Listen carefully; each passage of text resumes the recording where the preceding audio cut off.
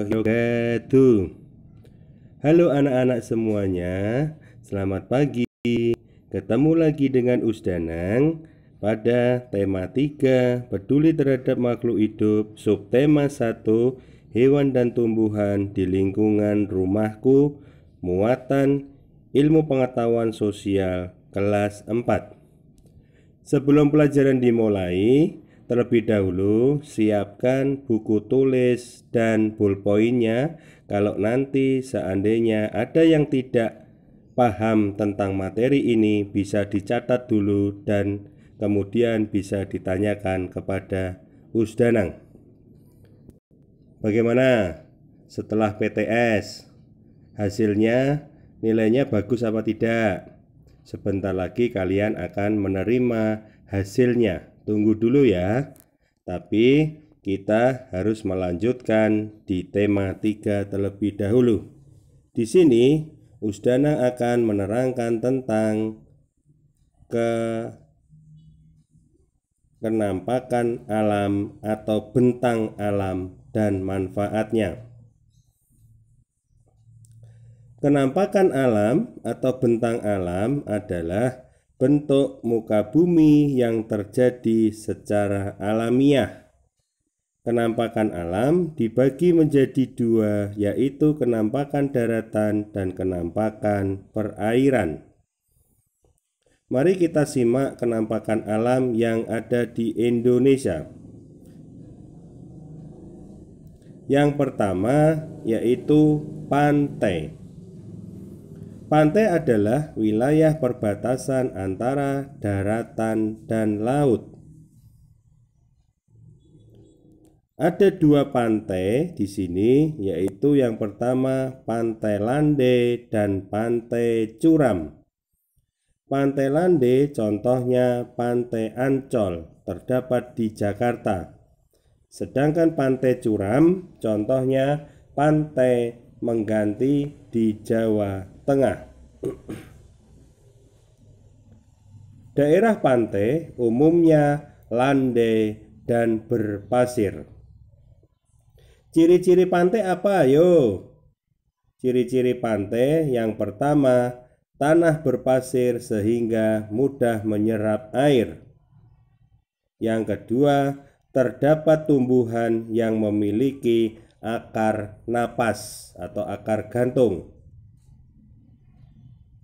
Yang ketiga, memiliki garis pantai yang permanen dan terjaga dengan baik. Yang keempat, memiliki muara. Dan yang terakhir, terdapat ekosistem mangrove untuk mencegah abrasi atau pengikisan atau banjir. Contoh-contoh sumber daya alam di pantai. Yang pertama ada pasir pantai. Yang kedua ikan. Ketiga garam laut. Keempat terumbu karang dan rumput laut. Kelima budidaya ikan dan cumi dan lain-lain. Dan yang terakhir pertanian garam. Manfaatnya pantai apa? Yang pertama sebagai pelabuhan kapal atau berlabuh kapal-kapal. Yang kedua tentunya sebagai objek wisata. Kemudian mata pencaharian penduduk di pantai apa saja? Ayo. Yang pertama nelayan. Yang kedua petani garam. Yang ketiga petani kelapa. Maka dari itu di daerah pantai itu biasanya banyak sekali pohon kelapanya. Keempat peternak ikan. Dan yang kelima sebagai penjaga pantai atau bisa berjualan souvenir. Kemudian yang kedua yaitu tentang dataran tinggi. Dataran tinggi adalah permukaan bumi yang ketinggiannya 500 meter di atas permukaan laut. Dataran tinggi umumnya berudara sejuk dan sangat disukai banyak orang. Ciri-cirinya bagaimana? Sebuah dataran tinggi itu Ayo, apa saja ciri-cirinya? Yaitu yang pertama, beriklim sejuk sehingga cocok untuk objek wisata. Kalau di daerah sini mungkin saja contohnya di daerah Selo, di daerah Tawangmangu, dan lain sebagainya. Yang kedua, memiliki udara kering dibandingkan wilayah lain. Yang ketiga, curah hujan lebih rendah daripada dataran rendah. Kemudian, pertanian dibuat terasering atau miring. Kemudian, ciri-ciri yang terakhir, dataran tinggi yaitu amplitudo suhu dan iklim yang tinggi. Contoh sumber daya di dataran tinggi. Yang pertama, bisa dimanfaatkan sebagai perkebunan, teh, kopi, dan lain sebagainya. Yang kedua, sebagai kayu, damar.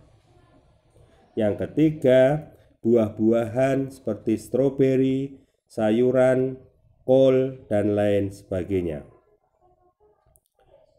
Manfaat dataran tinggi tentunya yang pertama sebagai perkebunan, yang kedua sebagai objek wisata atau berwisata. Soalnya di dataran tinggi udaranya sangat sejuk. Yang ketiga sebagai pembangkit listrik tenaga air dari air terjun. Mata pencaharian penduduk di daerah tinggi apa? Yang pertama sebagai petani. Yang kedua bisa sebagai peternak. Yang ketiga pedagang. Yang keempat pekerja perkebunan. Dan yang kelima sebagai pemandu wisata di objek wisata. Anak-anak, yang ketiga yaitu penampakan alam atau bentang alam. Yang ketiga, dataran rendah. Dataran rendah adalah permukaan bumi yang datar dengan ketinggian kurang dari 200 meter di atas permukaan laut. Ciri-cirinya apa saja? Ciri-cirinya, ayo apa saja tentang dataran rendah? Ciri-ciri dataran rendah. Yang pertama, tanah datar ketinggian kurang dari 200 meter di atas permukaan laut. Yang kedua, tanah lebih subur, banyak penduduknya. Yang ketiga, tekanan udara lebih tinggi daripada daerah pegunungan. Dan yang keempat, banyak di sekitar pantai dan pedalaman. Yang kelima, terjadi akibat proses sedimentasi. Contoh sumber daya alam dataran rendah. Apa saja yang dimanfaatkan di daerah dataran rendah? Yang pertama, bisa untuk menanam padi, jagung, maupun pohon pisang. Kemudian, manfaat dataran rendah yaitu yang pertama bisa untuk pemukiman penduduk. Yang kedua, peternakan hewan. Entah itu hewan besar atau hewan kecil atau hewan unggas. Yang ketiga, pertanian.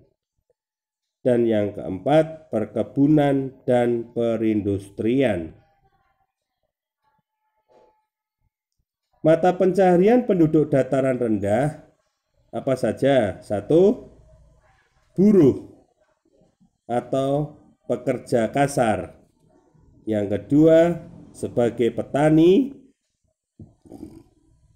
Yang ketiga, sebagai pedagang. Keempat, sebagai peternak tadi, bisa peternak besar, hewan besar, atau bisa peternak hewan kecil atau hewan unggas. Dan yang kelima, wira usaha atau wira swasta. Terima kasih anak-anakku yang saya cintai. Semoga materi hari ini bermanfaat bagi kalian semua. Jangan lupa tetap semangat walaupun belajar di rumah dan jaga kesehatan selalu. Tunggu tugas dari Usdanang berikutnya. Billahi taufiq wal hidayah. Wassalamualaikum warahmatullahi wabarakatuh.